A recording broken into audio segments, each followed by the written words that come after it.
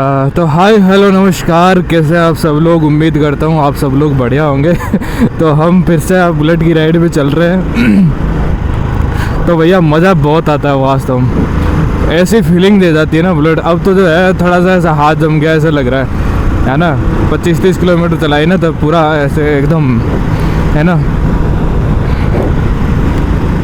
हाय हाय है ना, थोड़ी सी मतलब हाई स्पीड में स्टेबिलिटी थोड़ी सी कम आ रही है, लेकिन वही बात है, अगर आपका हाथ सेट हो जाता है ना फिर कोई भी चीज़ जो है वो इसमें एकदम पीछे बैठते हैं ना, थोड़ा सा और पीछे, फिर तो भाई मज़ा ही आ जाता है एकदम। फीलिंग तो पूरी देती है भाई, कुछ भी कहो।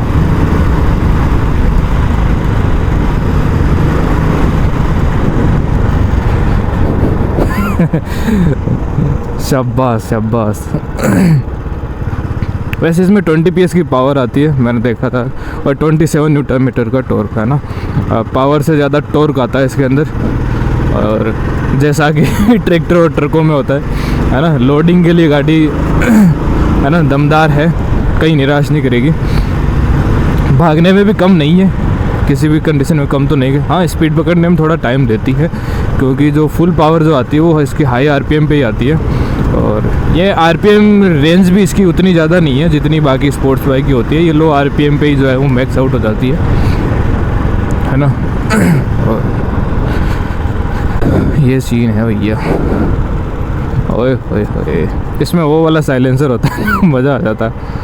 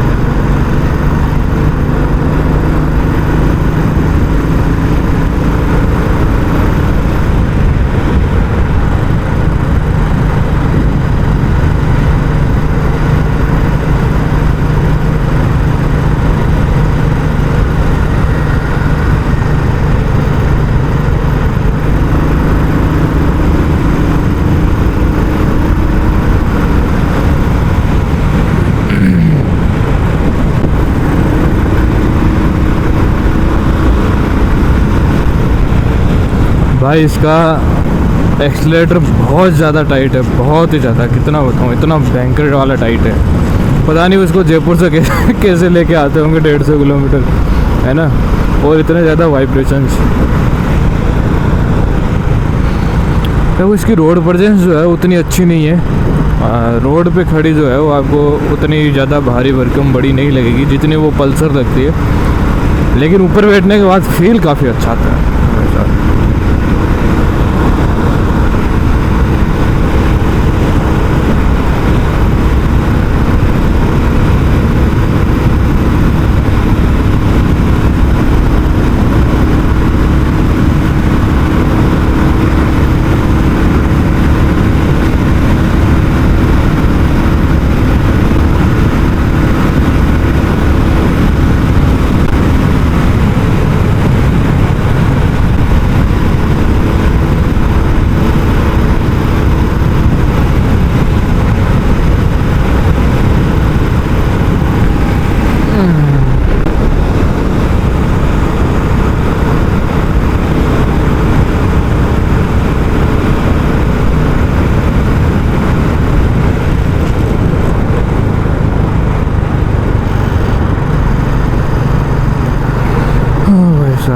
इतनी देर तक एक्सीलरेटर दबाना ही इसका सबसे बड़ा मुश्किल काम है।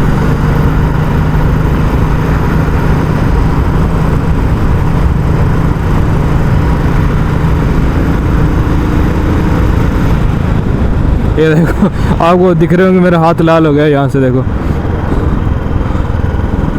है ना, ये नहीं हुआ है।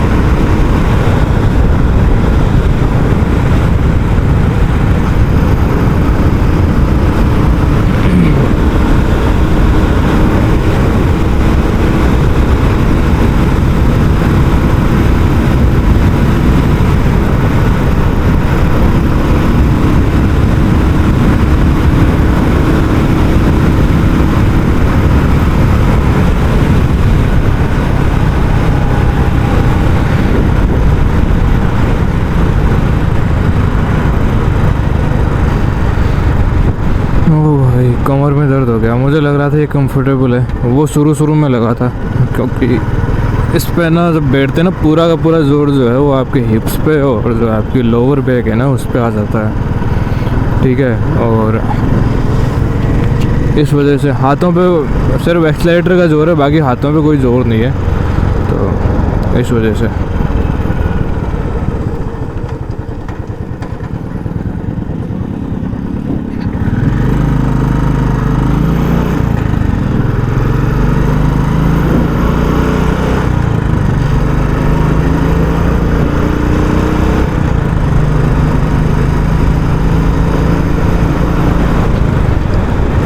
यार इस गियर पोजीशन इंडिकेटर को जो है वो मैं ज़्यादा मिस कर रहा हूँ, क्योंकि पता नहीं चल रहा स्लो करते टाइम कि दूसरे में एक फर्स्ट में है, फिर पता चल तो जाता है ना, लेकिन पहले नहीं पता चलता, तो आइडिया ही लगाना पड़ता है।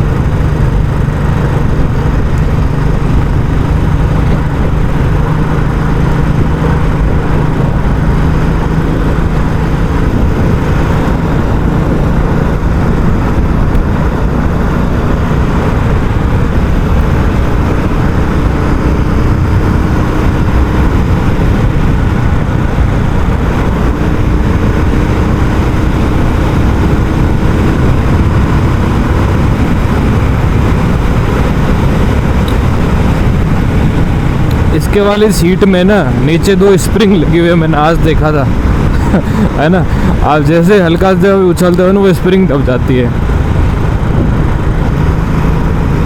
इसलिए सीट काफ़ी कंफर्टेबल है, लेकिन भाई कमर में काफ़ी दर्द हो रहा है।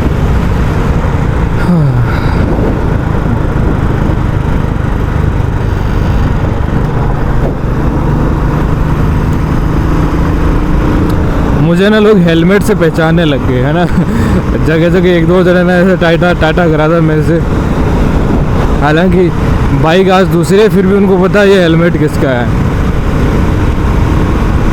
क्योंकि ऐसा समझ सकते हो यहाँ आसपास में ये एक ही हेलमेट है, ऐसा महंगा नहीं है लेकिन यूनिक है, यूनिक भी नहीं है लेकिन यहाँ कोई ख़रीदता नहीं है ऐसा।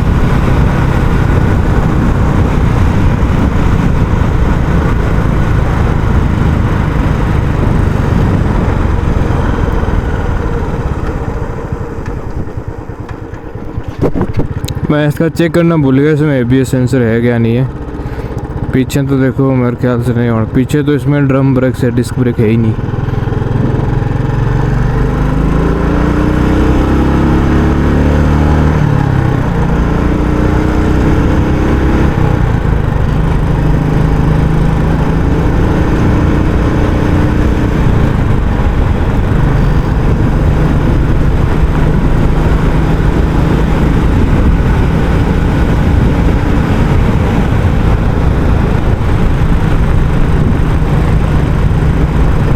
भाई कसम से बता रहा हूँ भयंकर जो है हाथ दर्द करने लग गया मेरा, है ना, एकदम लाल हो चुका है।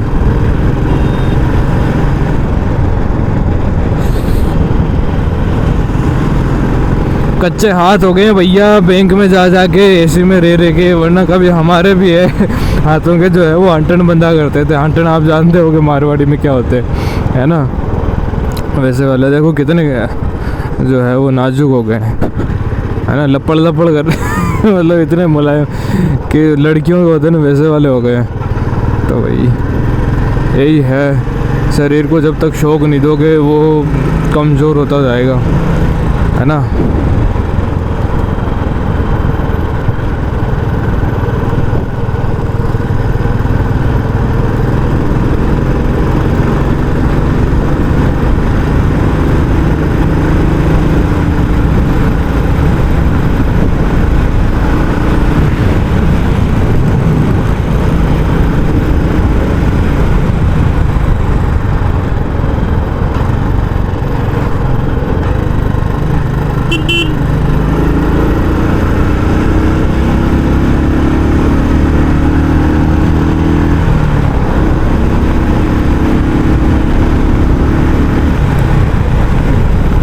मेरा डर है जो बहुत ही जल्दी ख़त्म होता है। ये देख लो, है ना। अब मुझे डर नहीं लग रहा, 80-90 चल रही, कोई टेंशन नहीं है, मुझे पता है अब मैं इसको रोक लूँगा, ठीक है। बस वो इतना ही टाइम लगता है हैबिचुअल होने पे एक नई बाइक पे, है ना। कल मेरे को भयंकर डर लग रहा था जब मैंने स्टार्ट करी थी ना, तब, है ना। क्योंकि देखो यार भारी बहुत है और कभी चला ही नहीं है, तो मतलब अपन इसके कैरेक्टर से रूबरू नहीं होते, है ना। अब इसका कैरेक्टर समझ में आ गया है मुझे, है ना, कि ये क्या चाहती है राइडर से, है ना। फिर बस इतना ही तो खेल है। जब हमें पता चल जाए कि बाइक जो है वो राइडर से क्या चाहती है ना, तो फिर राइडर उसको वो दे देता है, ठीक है। जब ज़रूरत पड़े तब तो दे ही देता है कम से कम।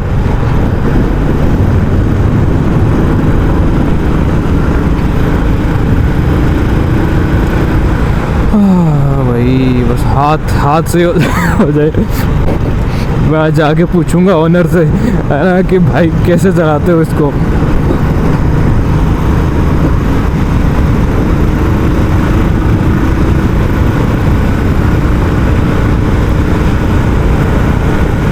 मेरे तो 30 किलोमीटर में हवा निकल जा रही है, 150 किलोमीटर किसे कहते हैं यार।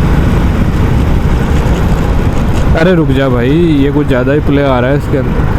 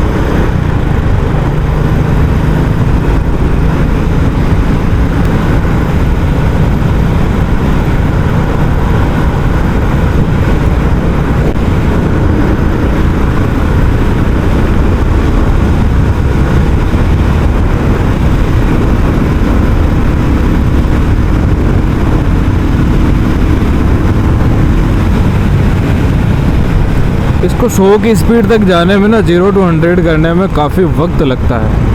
वक्त क्या बात है ना, एकदम उर्दू है। पल्सर झट से चढ़ जाती है। फिर वही बात है ना कि इसका करेक्टर ऐसा ही है ना। 350 सीसी, आप आवाज़ का फील लो, आप सिटिंग पोस्चर का फील लो, है ना।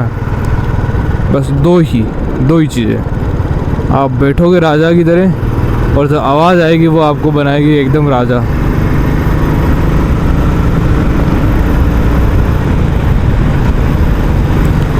क्योंकि 350 सीसी का इंजन, ये लिक्विड कूल्ड नहीं है, मैंने देखा था, इसमें कोई रेडिएटर नहीं लगा हुआ।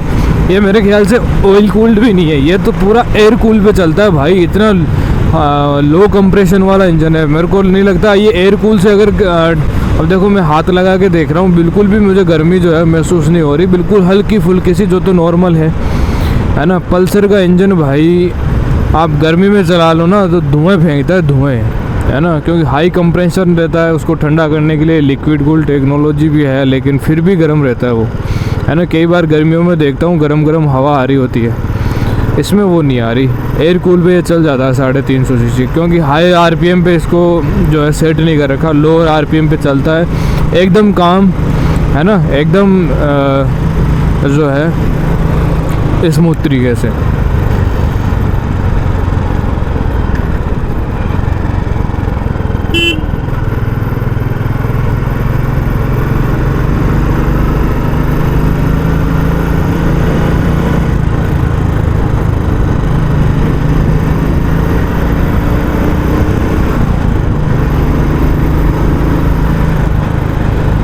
अब लेफ़्ट मुड़ना तो चलो ठीक है भैया, राइट मुड़ने से पहले ना देखना पड़ता है कि कोई पीछे से आ तो नहीं रहा।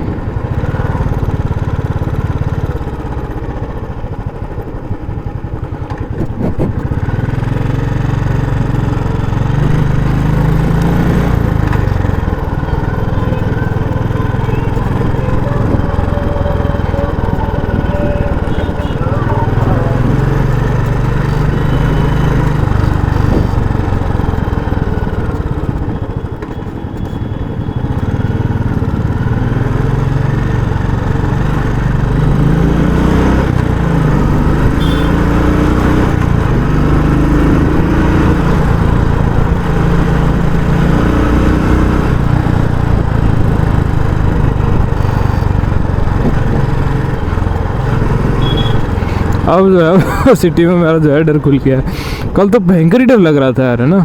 आज तो अरे भाई सामने देख ले।